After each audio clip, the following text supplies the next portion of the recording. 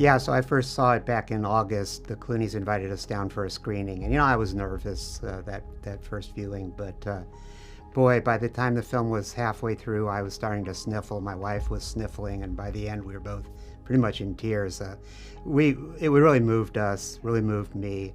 I was really happy when the lights came up with the result. And this is sort of filmmaker stuff, and that's not my field of expertise, but I think the thing is really well edited. I mean, the pacing works really well, I think. As I say, I'm not a film expert, but especially when I saw it the second time, I was noticing sort of smaller details. And one of the things I noticed was just that the pacing seemed right, the editing seemed right to me.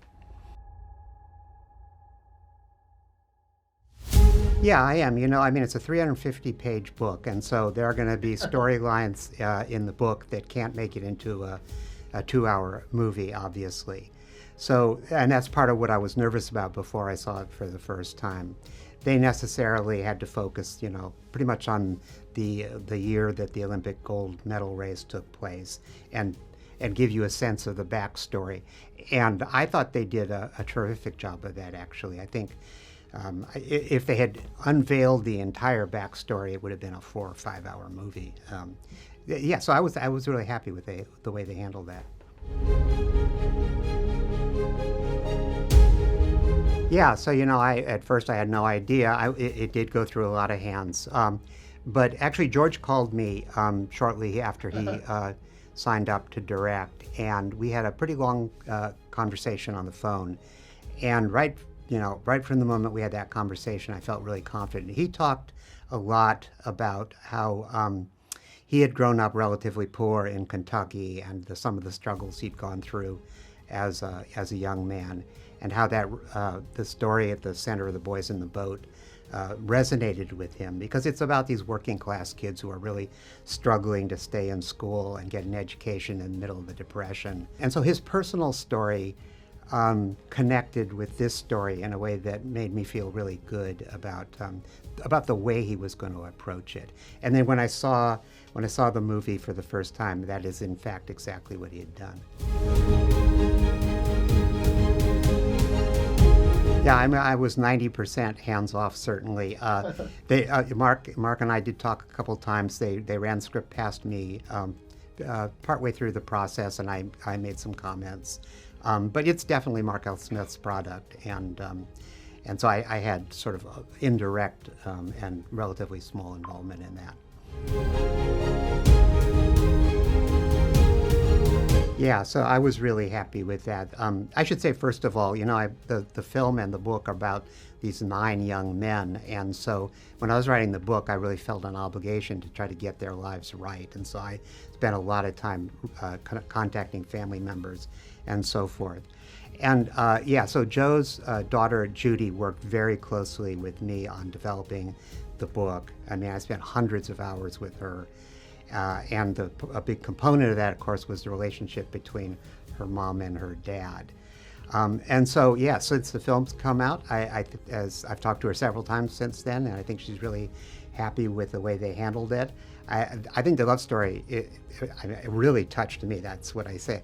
I was sniffling halfway through the movie, because I'm kind of a sucker for that kind of thing anyway.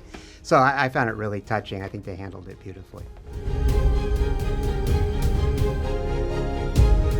Yes, I've talked to George about that quite a bit, and I think he feels the same way. I mean, I think both of us feel like it's time for kind of an old-fashioned movie with an old-fashioned love story. It's not real salacious, obviously. It's very family-friendly. I think that's, part of the way he approached the film is to give us exactly that, the kind of movies a lot of us grew up with, kind of slightly, I would use the word old-fashioned, but I'm really talking about movies just from a couple decades ago, that have at their heart a straightforward, heart-touching, heartwarming story. And a big part of that is going to be a love story. So I think it was a very deliberate decision on his part, and of all the things he could have taken from the book, I'm glad that's one of the things he built on.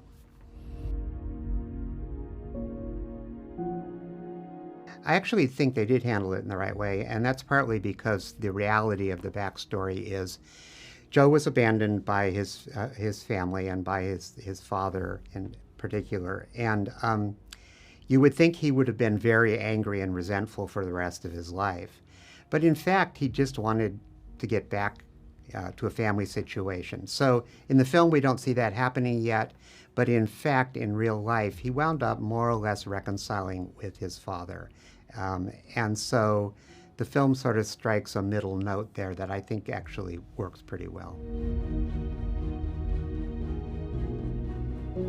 Gosh, I guess the best day was actually seeing it. We came down to LA. We went to view it at a screening room on the Warner Brothers lot, and I was very nervous. And so, getting past that and actually seeing what George Clooney had produced was exhilarating. The worst day was actually unfolded over years, which just was that the project got stuck in convoluted Hollywood stuff. And so for many years, I didn't think it was going to happen at all. And so that was very exasperating. So it was a very long, worst day.